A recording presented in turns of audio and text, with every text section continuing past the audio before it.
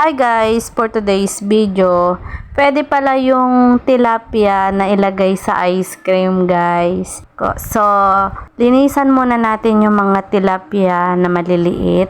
Una, kaliskisan natin yung tilapia, tapos hiwain natin at tanggalin natin yung laman loob. Ulit-ulitin lang natin hanggang matapos. Pangalawa, hugasan ng paulit-ulit hanggang matanggal yung mga dugo-dugo at yung black niya. Tapos, lagyan na natin ng paminta, asin. Depende na sa inyo kung ano ang lasa ang gusto nyo. Tapos, ilagay na natin sa lalagyanan ng ice cream, guys.